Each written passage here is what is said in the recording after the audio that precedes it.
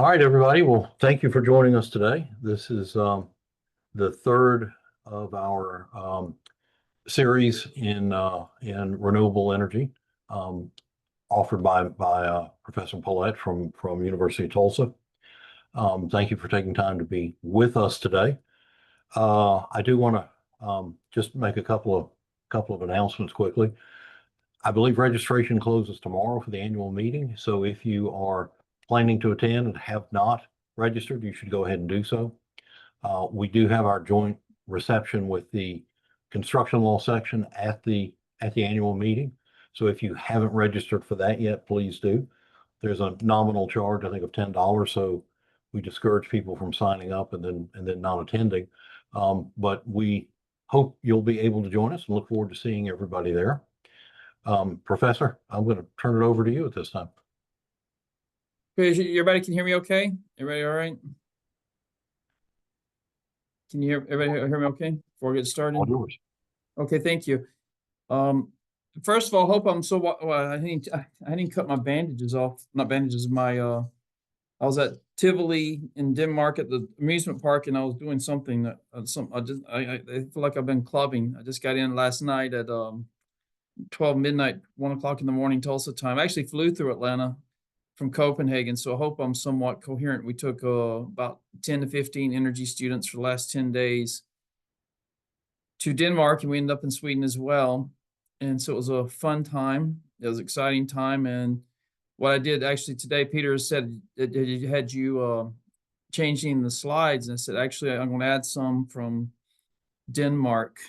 I could add a lot more. I know this is not a Denmark lecture, but I did want to share a couple of things, especially when it comes to alternative energy, that are kind of innovative that we saw while we were there.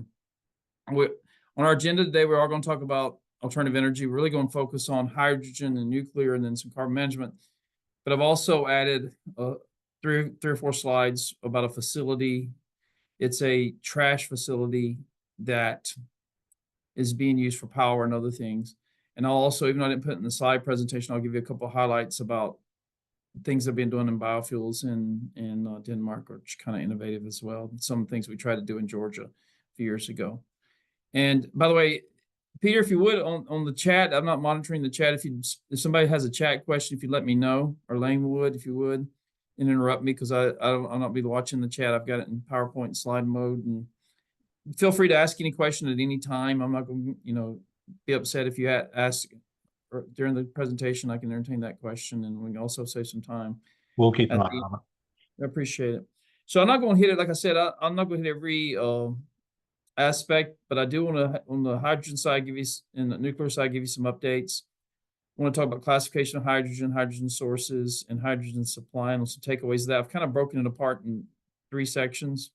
So just to highlight that hydrogen is one of the smallest molecules that we have. It is the smallest, not one of, it is the smallest in the periodic table. So we talk about hydrogen, even if we were trying to use our current natural gas pipelines and all, there are a lot of issues when it comes to how small the molecule is and leaks. And so, but at the same time, it's something we've used quite a bit throughout history. And when it comes to the energy space, if you remember in the 80s, I went to University of Georgia in the 80s, you may remember the United Colors of Benetton commercials. And for me, I call it the United Colors of hydrogen. You come up with a color or a process in making hydrogen, you kind of have the color scheme. And here you can see the gray is, with natural gas, steam reforming. Blue is with carbon capture. Green, you're really thinking about renewables. Black, source of coal. Pink, with nuclear. Turquoise, natural gas pyrolysis. And then yellow with solar energy electrolysis. And one that's not on here is natural hydrogen. And that's really a hot topic now. A lot of companies like Petrobras and others are looking to develop white hydrogen, which is natural hydrogen, which is actually something you find often in the subsurface at various locations. Well, that's not highlighted there.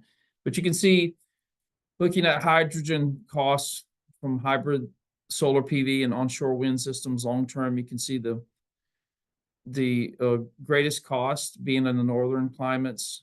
There's a strong correlation between, how strong your, um, your wind and onshore solar, abilities are. Often you're going to think about the equator as being better for near the equator, Southwest US places that get a lot of sun for lowering those costs, which is interesting because Europe's moving towards a lot of hydrogen, but if you can see here, Europe's not the greatest producer of hydrogen. In fact, I would say Europe, even though you're going to probably see a lot of fortress hydrogen, I think you're going to see Europe trying to protect a lot of its interest in hydrogen like it does with steel.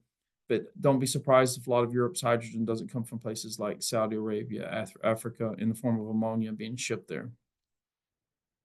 And here's kind of your hydrogen supply chain.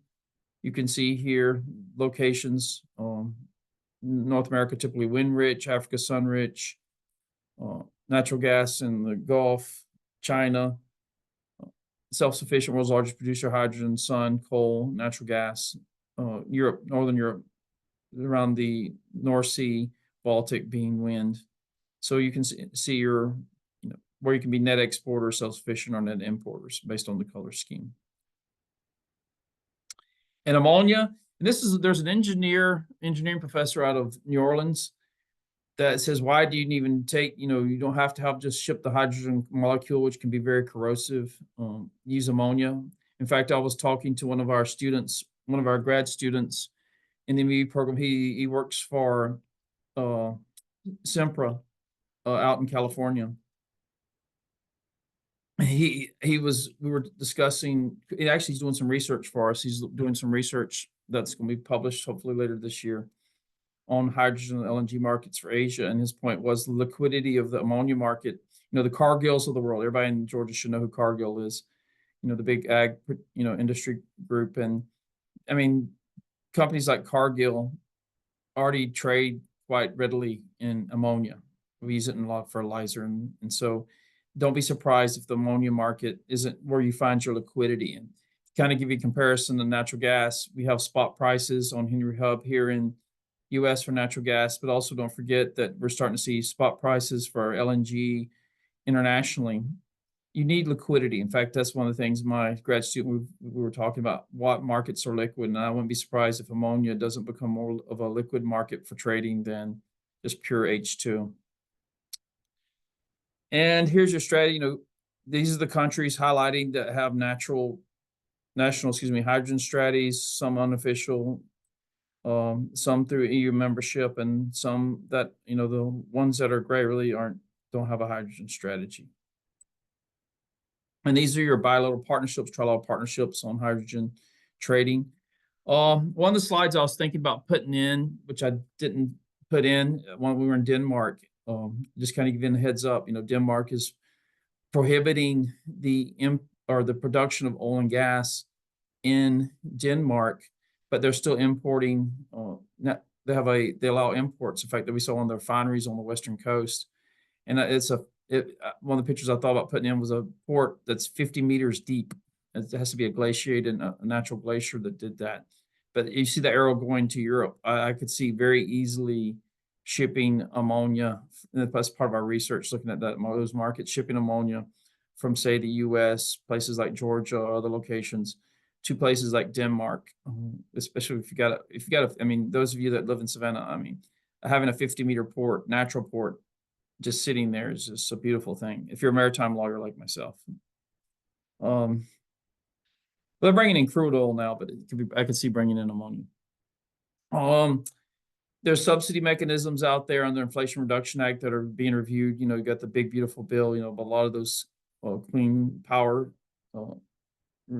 prospects, even if the bill in Congress that's passed the House goes through the Senate, a lot of those will probably stay. I would expect it's more the hydrogen and the, if I had to rank, I'd say the carbon capture are most likely to survive. And then above that slightly, I would say geothermal and hydrogen, with less likely the solar and the wind. Even the solar will probably survive more so than the wind. But looking at the hydrogen value chain, you can see here, you're really talking about the full process from demand to production, storage, transport, local infrastructure, and in use. This is really the way I think And you can, and this is really a great slide. I'm not going to read all the processes, but I encourage. But of course, underlying this, in fact, when I was at DTU and this is why as a professor, I love working with my colleagues in engineering. Doesn't matter what process we're in, whether it's electrolysis, liquefaction, rail, gas turbines, guess what? There has to be a lawyer on the backside. That's good for us in that regard. Except even I would even say on the demand side, I would probably move the line over there for regulatory policy and legislation. That's our world, and that makes it very useful for us. And especially in my role, what I do here at TU, it makes it even more fun. Here's electric, when it comes to hydrogen potential, I should say, from renewable sources here in the U.S. You can see here I'm sitting here in Oklahoma. I'm in the sweet spot. If you look over at Georgia, highlighting some of those counties, going say from Augusta south of the fall line as you go down into southwest Georgia. Really, you're talking about the strong solar potential down there, and you can see the light blue there in hydrogen, 1,000 kilograms per square kilometer per year. And even the lighter blue being, was probably about 100 to 150 to 50. Overall in Georgia, most counties would be 50 to 100. And then these are some of your fueling stations. If you look at this, you're seeing that you're mimicking the interstate highway system. In Georgia, you'll see basically I-20 and 75. I'll admit my bias. I'm in Wrightsville, my farm. I mean, I don't see a problem with that. I would put one I-16. I think there's a lot of potential there. Just my thought. Nobody's asked my opinion, but I think there's a lot of potential for between the port in Savannah, Macon, and Atlanta as well. And looking at hydrogen infrastructure demand, really talking about Atlanta as the hotbed and just south of that for Georgia, with the highest demands being, in more urban areas throughout the country, like you see in Atlanta. These were the some of the industrial facilities, Gulf Coast, Midwest, different locations when it comes to ammonia and other types of materials that might utilize these types of power infrastructure, power high and power intensive. And these are potential hubs.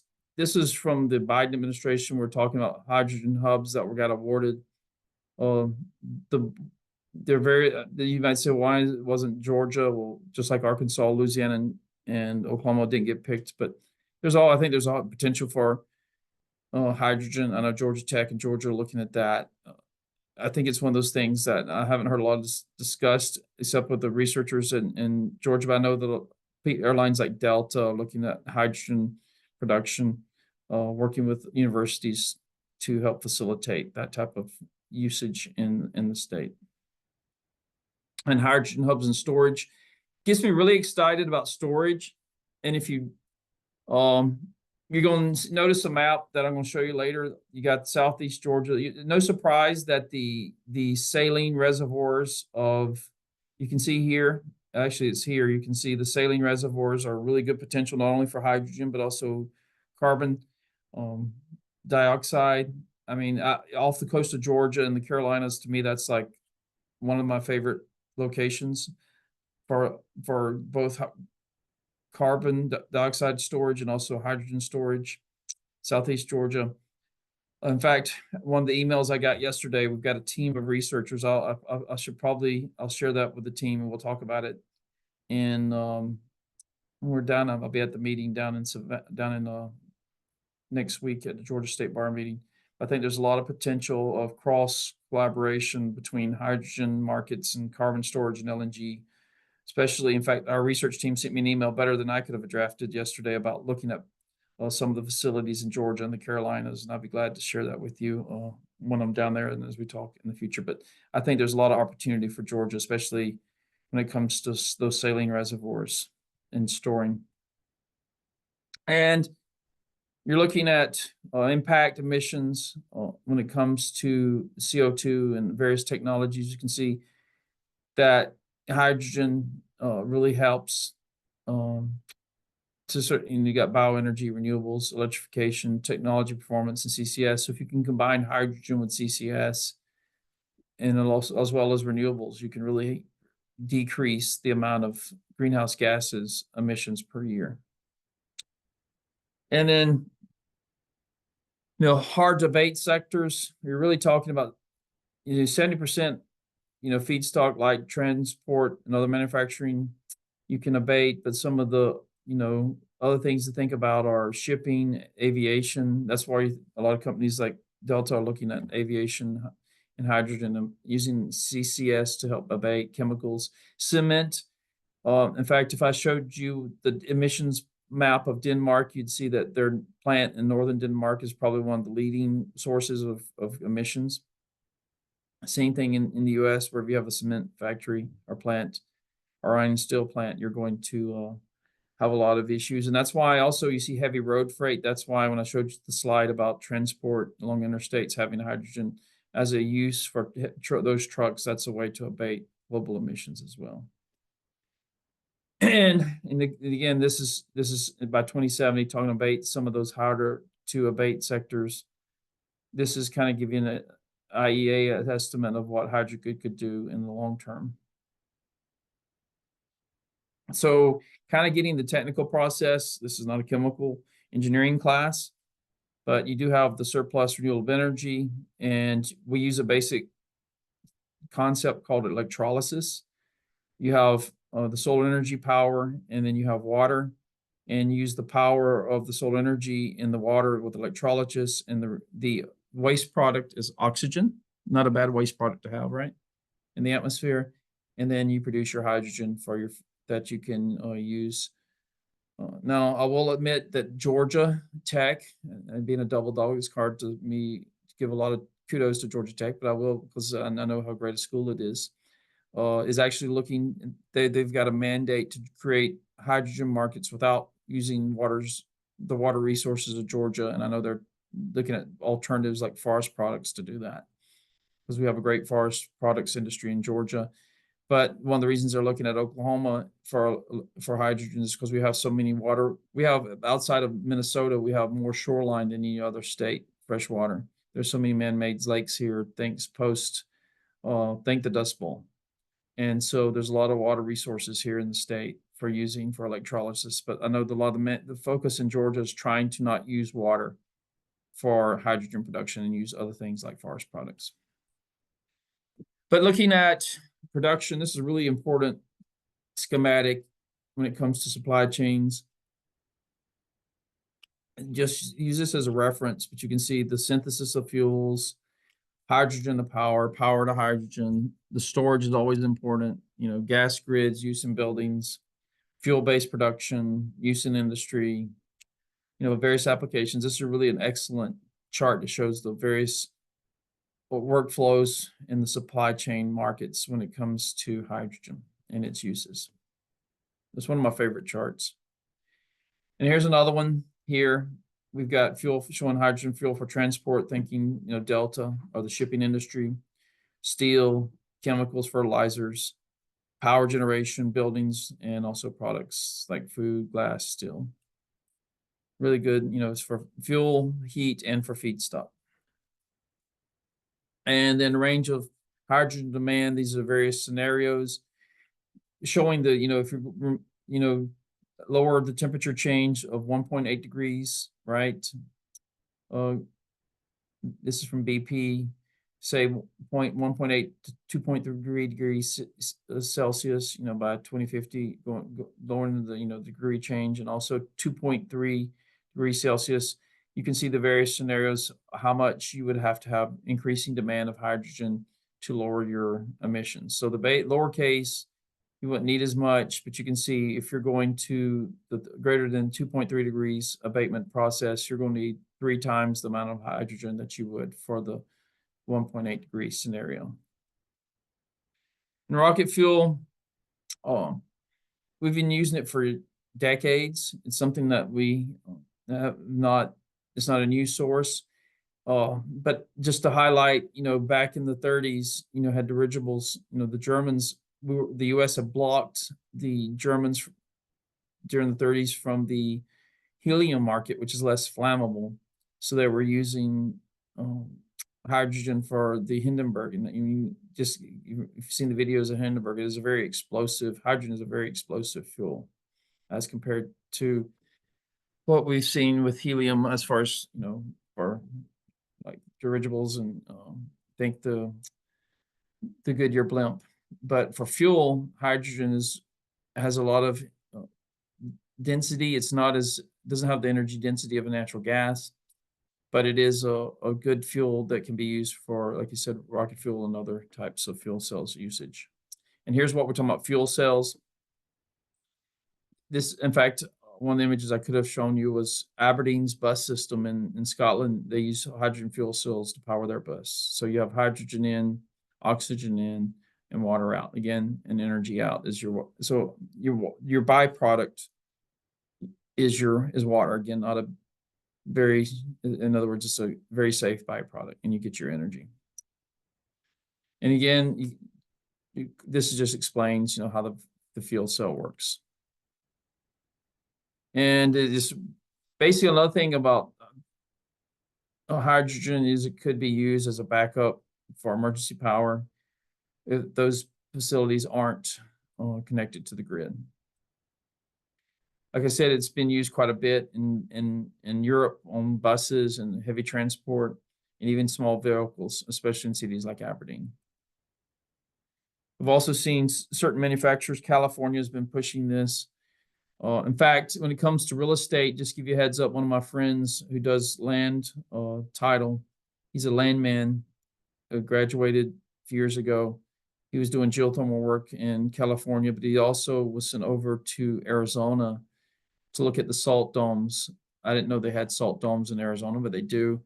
And the point was he was helping them secure title to the subsurface salt domes so that they could take the hydrogen produced in California and store it in the salt domes of Arizona. Kind of like the slide I was showing you about us storing it in Georgia and say the saline reservoirs of the southeast part of the state are offshore. Oh, here's the bus. Back when we took our students to Aberdeen, we've been doing this overseas trips in the spring and May for the last 3 years. The first year we went to Aberdeen, and this is how we got to and from our hotel to the campus at the University of Aberdeen. We would take the hydrogen bus. It's kind of neat. This is their town hall, and the bus was actually very quiet. I can't complain. It was a nice ride. Again, a lot of our energy from our supply of hydrogen comes from the fossil fuel, or what I call organic fuel industry. And it's basically the renewable based hydrogen and other sources is something that's nascent, very nascent. And of course, there are a lot of regulations that limit not just what we do in other spaces, but also hydrogen industry as well. Any questions about that before we go on to nuclear? Any questions? Okay. Nothing. So I'll yeah. Okay, so nuclear power, and I've actually been lecturing about nuclear power even ever since I got here in 2015. I'm from Georgia. How could I not talk about Plant Vogtle, right? And in fact, to give you a heads up, I don't know if I have it in my slide deck or not, but I was at a solar power meeting at the Carter Presidential Library in 2018. That fall, the first one I ever went to. And I was sitting at a table similar to what I'm sitting at now, and there were some people from tech and other companies or universities and researchers there. And they were talking about Vogtle. I mean, again, that's my first solar conference. I was just getting my feet wet in solar. And they're saying, well, what's the deal with Vogtle? What's going to happen? I said, well, it's not going to be shut down. I can promise you that. And they said, why do you mean that? I said, well, because it's just not. I mean, you got to have a stable power base, and this is the only nuclear plant being built in the U.S. It's not going away. And what's funny is the Public Service Commissioner at the time, I've drawn a blank on his name, he was a keynote speaker. And he gets up, and this is probably when I got credibility with the Richard Simmons at Georgia Tech, who was sitting at the table because we were having a discussion about Vogtle. I said, I just told him about this not going away, and the Public Service Commissioner of Georgia got up and started talking about solar. Before that, he went straight to Plant Vogtle. And he said, by the way, Trump administration called up and said, basically, you're not shutting down Vogtle.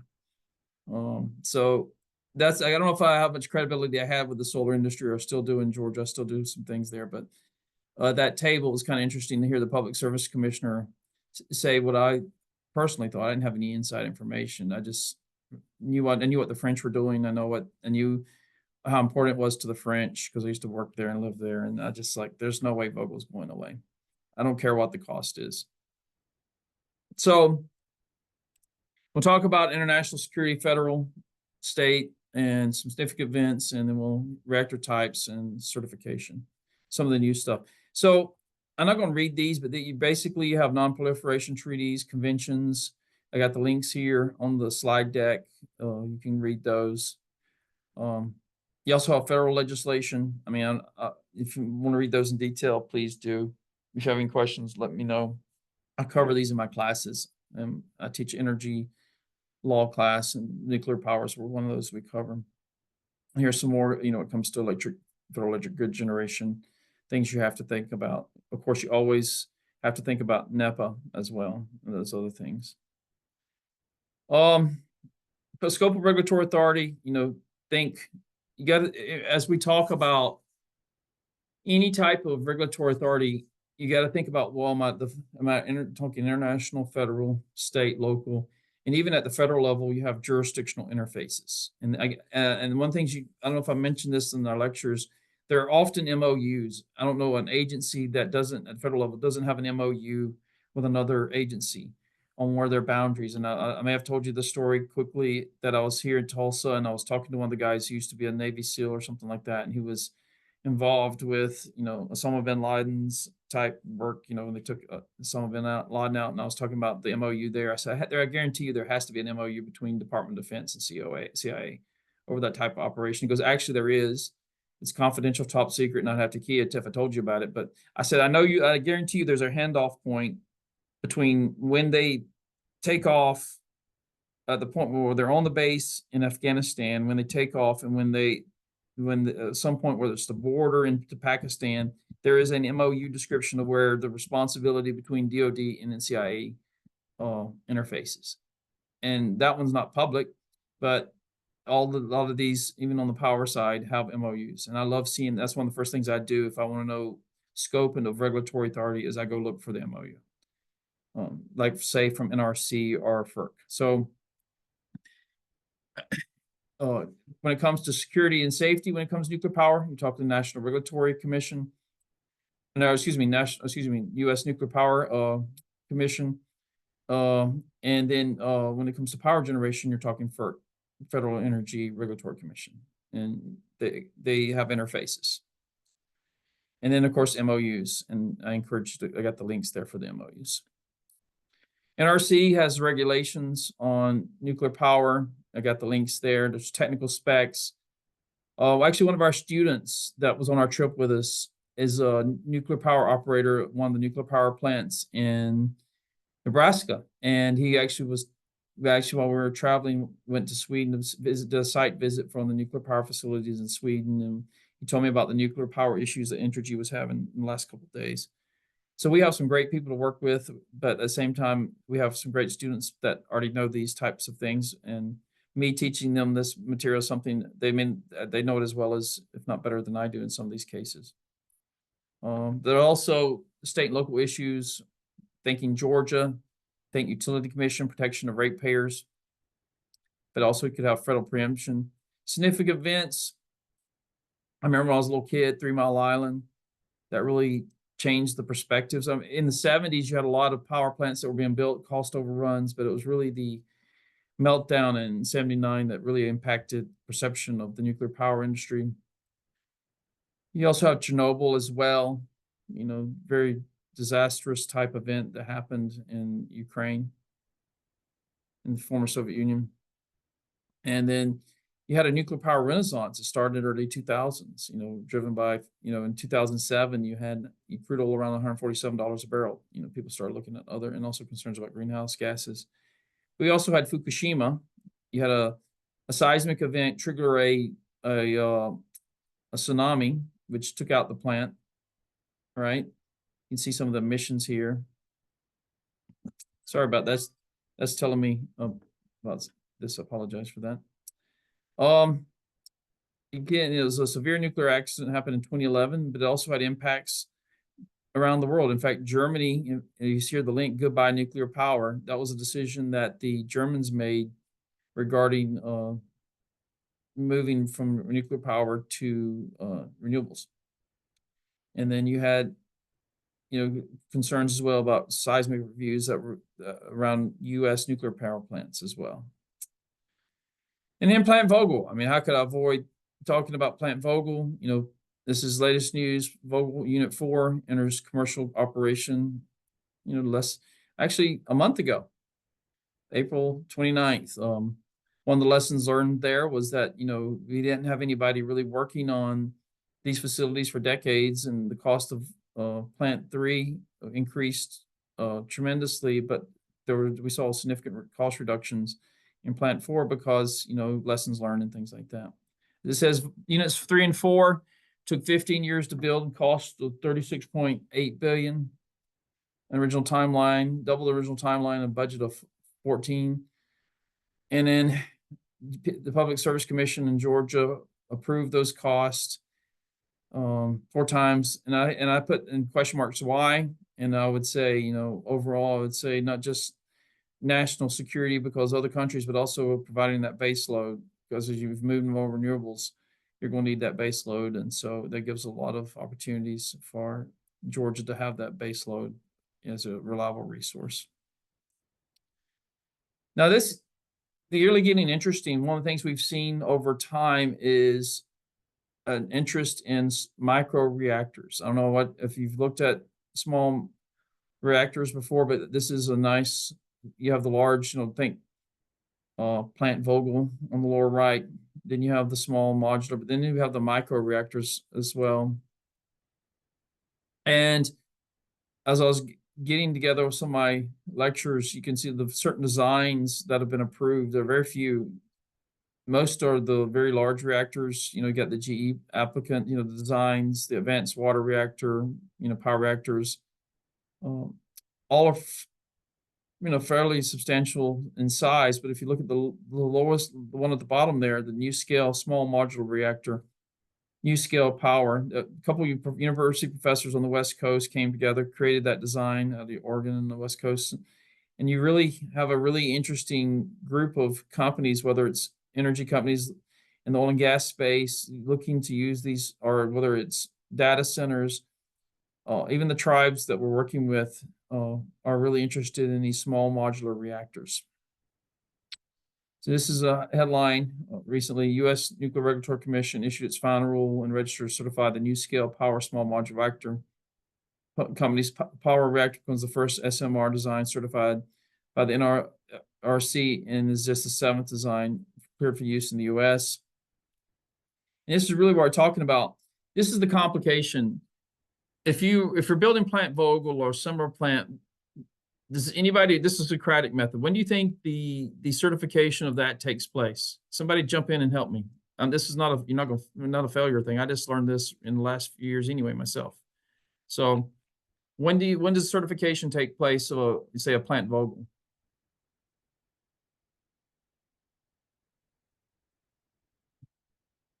Anybody want to jump in and help me? No? Peter, help me out here. I know you. Just take a guess. 50-50 guess. It's at construction or after you finish construction? Is it I'd have to ask which licensing were they under? Part 50 or Part 52? Well, the key is just going to have to be after you complete your facility, right? I mean, it's you're not going to have your design certified until you are. The nice thing about the SMRs is the certification is done at the manufacturing facility. Okay. In other words, the beauty of the SMR is that you get it certified at the plant. It's what the expression build a design one, build multiple. What you do is you have your certification at the manufacturing facility, and then you ship them out in bulk, and then you install them, and then you can start up. That's one of the huge advantages of an SMR. It's certified at the plant where it's manufactured. So when you install it at this facility right here, you just stack them up and start them up and you're ready to go.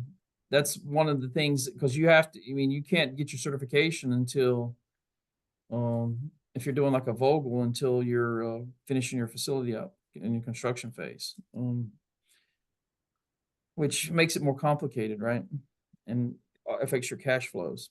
So, And I believe the NRC redid their licensing, I don't know, 10, 15 years ago to try to make it more like the aircraft industry, where right, you had design certification of a right, design basically submitted by the manufacturer.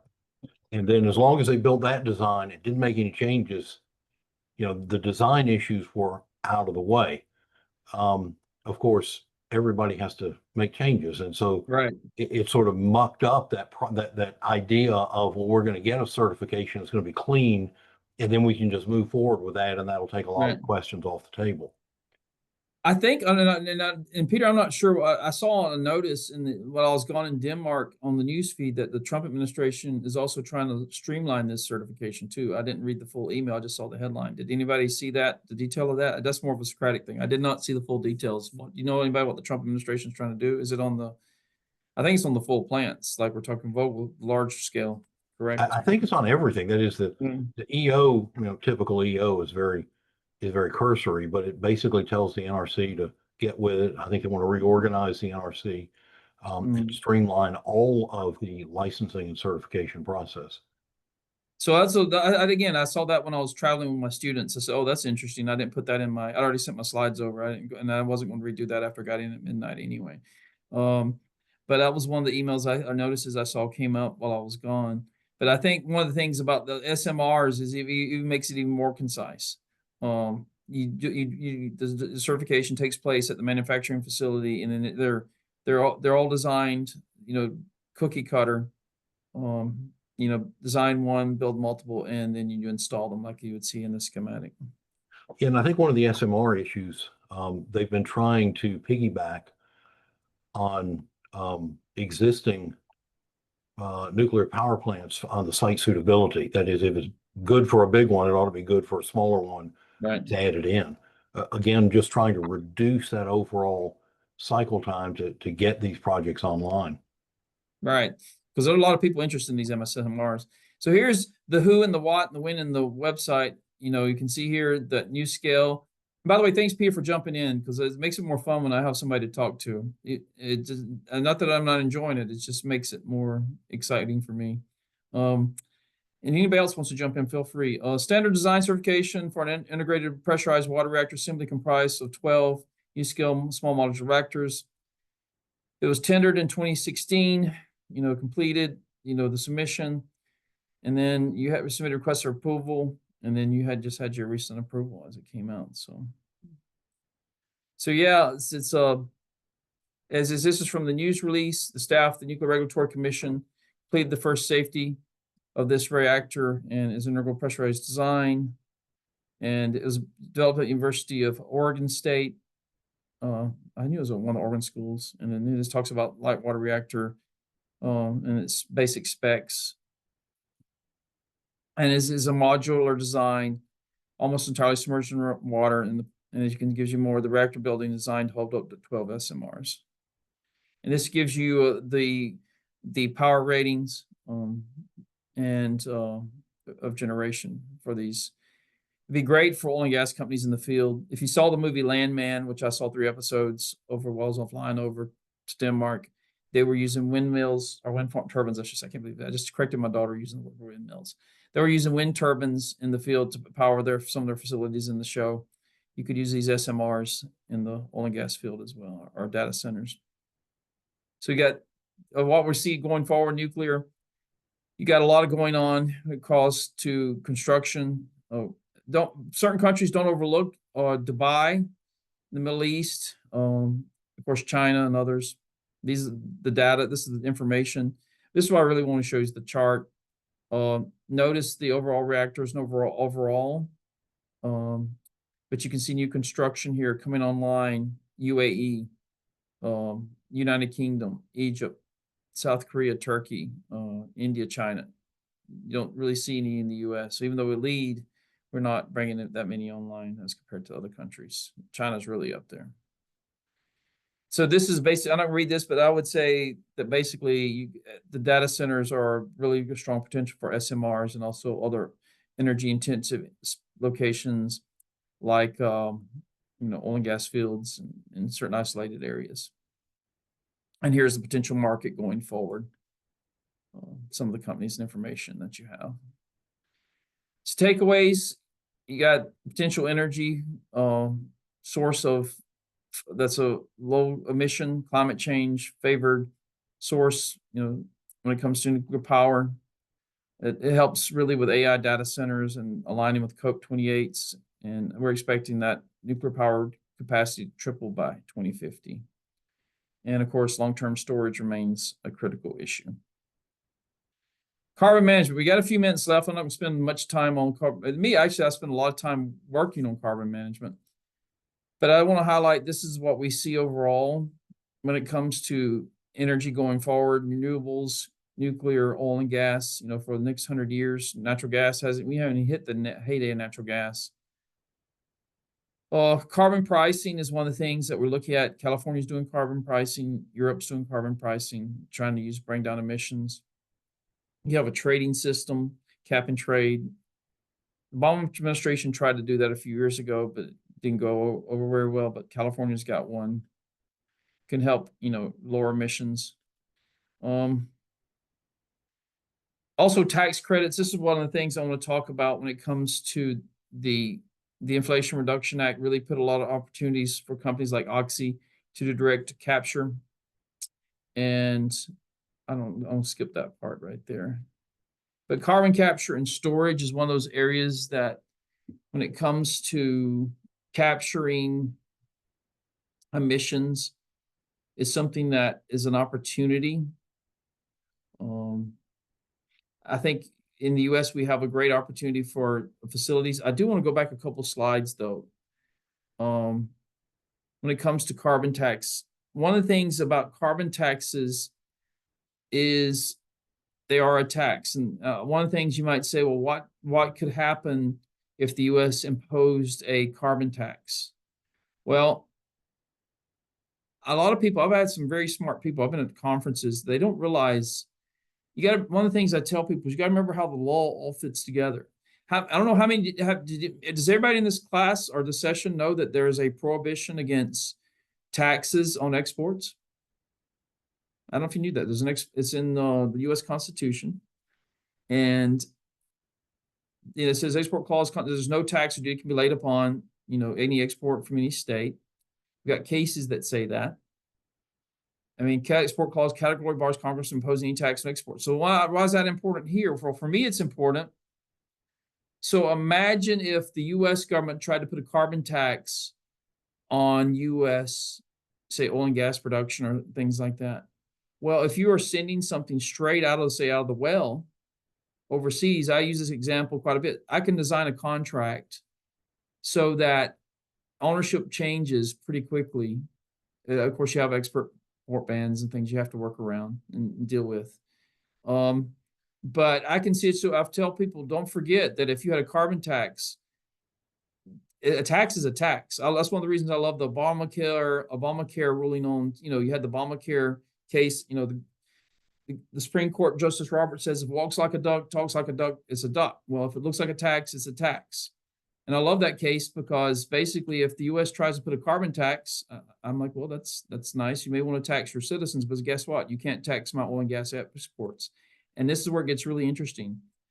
I don't know a single politician that can say that I can sell a barrel of oil for $100 a barrel to, say, China, and I have to sell that same barrel of oil to someone in Georgia at $120 because of carbon tax.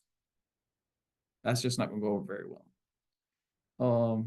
So that's why I really think people need to think about, okay, if I put a carbon tax on things in the U.S., guess what? They can't apply to exports because the Constitution, not a law, not a statute, the Constitution prohibits taxes on exports. So people like me can design those transactions so that, I apologize for that. I need to turn off my phone again.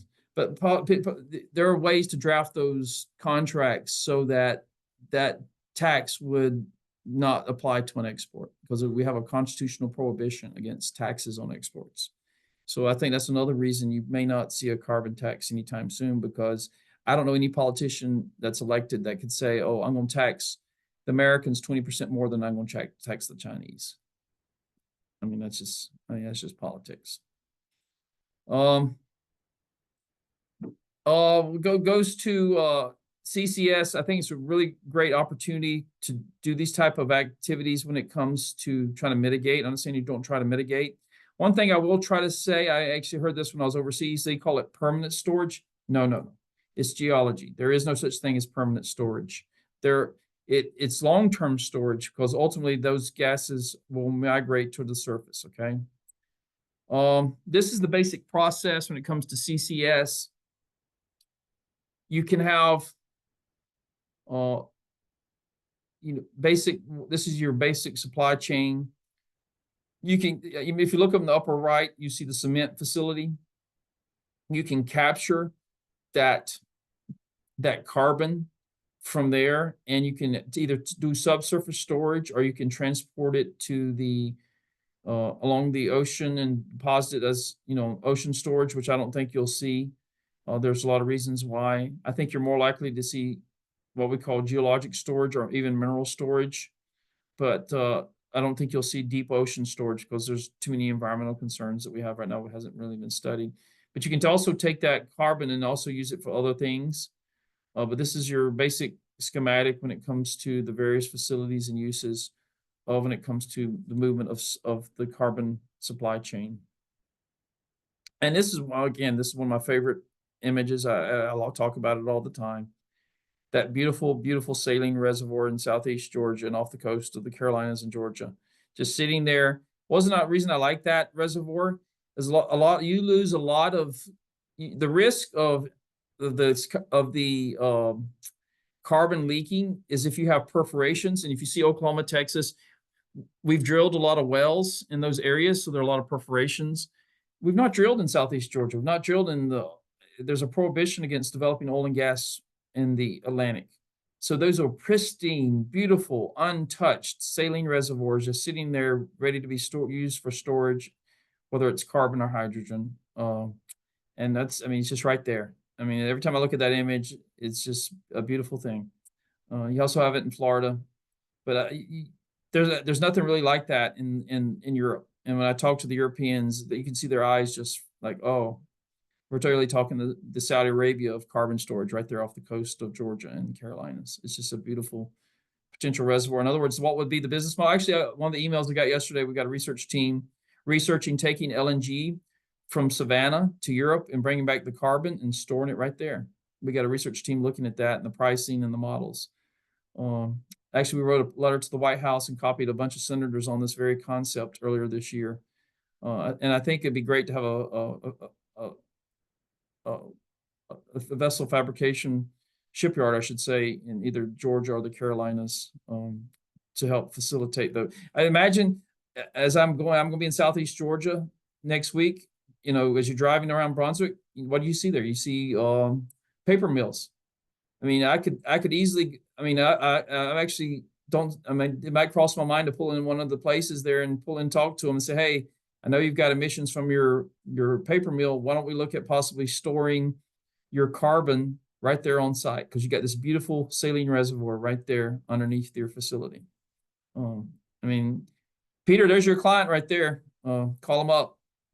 See if they're interested, or somebody on this call. I think you guys have great opportunities to do that.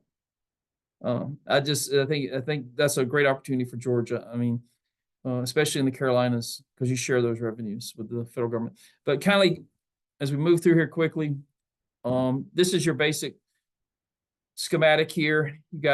I'm just showing you the outcrop from scale, going from macro scale at the surface to the micro scale, where you can see the possible locations in between the grains to store. It's really great. You're really looking at the pore space. And these are the tax credits under the Inflation Reduction Act, 45Q. I don't expect them to go anywhere. Direct air capture, you can see is much better than others. Again, I apologize. That's my mistake. But yeah, you see those opportunities. Again, it's not as high as it should be. A lot of people would say you need higher values, dollar values, to be more commercially valuable. But I think there's a lot of opportunity as well. And then these are the facility requirements as well under these 45Q standards. If you have any questions about those, please reach out to me. Think about this. You really have to consider Safe Drinking Water Act, because that's really the statute that you're dealing with, because you're doing underground injection. And these are either, if it's using oil and gas, we're talking about class 2 wells. That's in oil and gas production. What we're talking about here for Georgia would be class 6 wells used in injection for CCS activities for long-term storage or geologic sequestration. And as of right now, Georgia does not have primacy for class 6. Louisiana does, North Dakota does, Wyoming does, and West Virginia does. In other states, you need primacy, means that EPA's delegated authority, you meet the standards required. And it makes, I can tell you right now, it's much easier to be done by the states than it is the federal government, because the federal government takes forever to approve these class 6 wells. The states can do it much. Give you an idea of the class 2 wells for oil and gas CCUS operations. Over 180,000 wells have been approved by the states. Less than 30 have been approved by the federal government. So it kind of gives you how much easier it is to get those permits from the states than it is the federal government. I'm not going to read these, but this is just the what you require. It's really having to demonstrate competency at the level that EPA would do. And you have to enter an MOU with the EPA regarding that status. These are some of the statutes that are available. And these are, again, these are the regulations of the various states that have been passed by Congress, passed by the legislatures. And this is a paper that we published. I encourage you to read it. Carbon dioxide transport and submerged lands of the Gulf. Well, this is now, it's called Gulf of America, I guess, but we published it 2023. I've shared it with you previously. If you want a copy of this, I'll be glad to share it with you again. What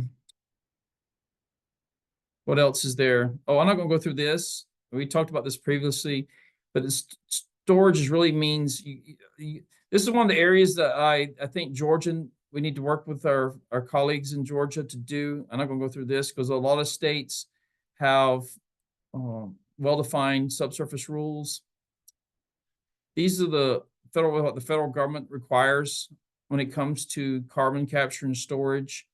You have to have site selection, risk management, project planning, execution, monitoring, mitigation, safety inspection, reporting requirements, emergency response, contingency, and decommissioning and site closure. And I'll tell you, one of the biggest issues regarding this decommissioning site closure is who has liability after the closure of the facility. What Louisiana did is the state assumes that liability after 50 years. Problem California has is they're still arguing over permanent liability by the company. One thing Georgia's going to have to decide, if it goes this route, is it going to be 10 years, is it going to be 50 years, or are you going to expect the company that does the CCSS operation, are they going to have contingent liability even after the site closes? But what states like Louisiana and Texas, or Wyoming and North Dakota and West Virginia have decided to do is take a certain point in time, and the state will take over liability. Oh, just to wrap up real quick on a quick thing, we got a couple minutes, 6 minutes to go. Took our students to a facility while we were in Denmark.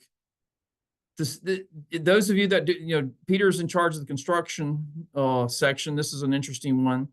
The design. This is a facility in Denmark where the spec for the EPCI contract required that it had to take the trash and turn it into power, but the roof had to have at least 40% some type of recreational use. So they're taking trash from around the country and they're using it for power generation and also district heating. So this is called Copenhill. And so the side of the facility serves as a hiking trail. Here are our students sitting there on the hiking trail.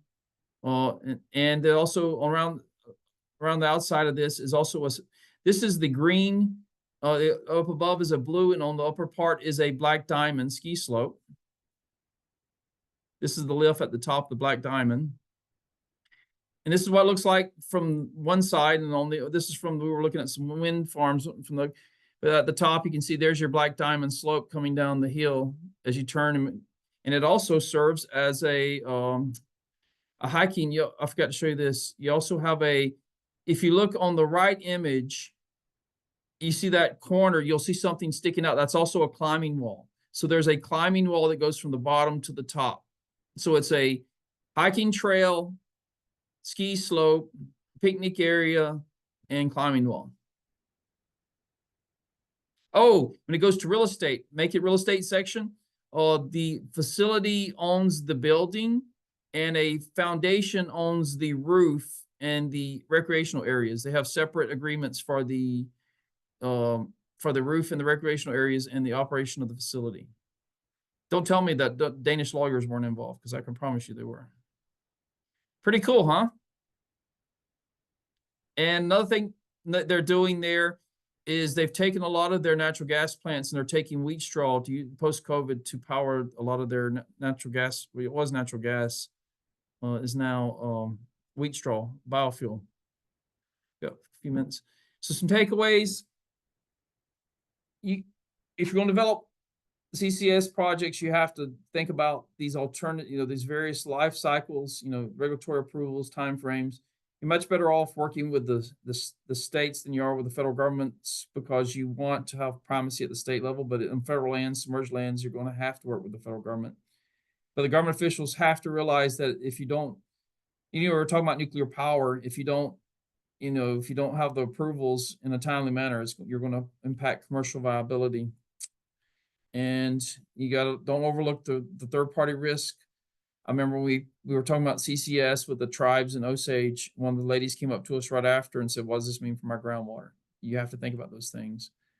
And also what do you have to do if you're a state like Georgia? How do you get primacy over Class 6 well permitting? And is anything else? Yeah, I mean, you got otherwise the pace of change, regulatory inertia, approvals could substantially diminish the potential reduction of CCS activities in the U.S.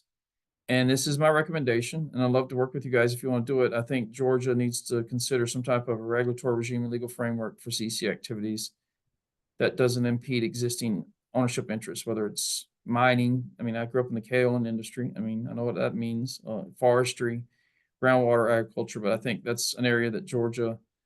And by the way, I found out that Minnesota is doing the same thing right now. Some of the Minnesota officials were like, "Oh, I want to hear what Georgia's doing," because Minnesota hasn't had a lot of subsurface work.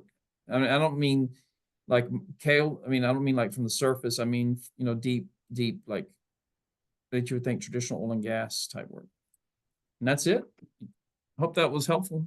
I enjoyed doing it for you, everyone. Yeah, Professor, thank you very much, not just for today, but for the past two sessions as well. We've got just a couple of minutes. If anybody has a quick question, drop it in the chat. We can deal with it now. I think you have the professor's contact information.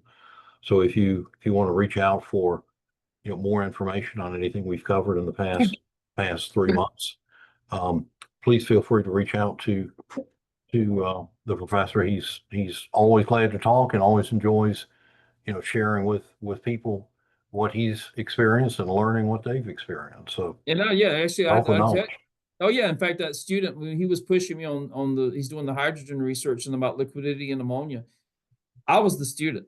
This guy's working for Sempra Energy, and he's the one that's trading. I mean, like, he's sitting there filling my ear. I mean, I don't mind being ignorant about certain things and being educated. I want to be educated as well. So it's not like I assume I'm a Georgia grad. Tech grads would say I don't know anything anyway. So. All right. Well, thank you, everybody. We will hopefully see you at the annual meeting and next week. And I will circulate, because I added some slides. I'll circulate these, as a PDF so everybody can have them after we finish up today. Great. Thank you very much. See everybody next week. Looking forward to it.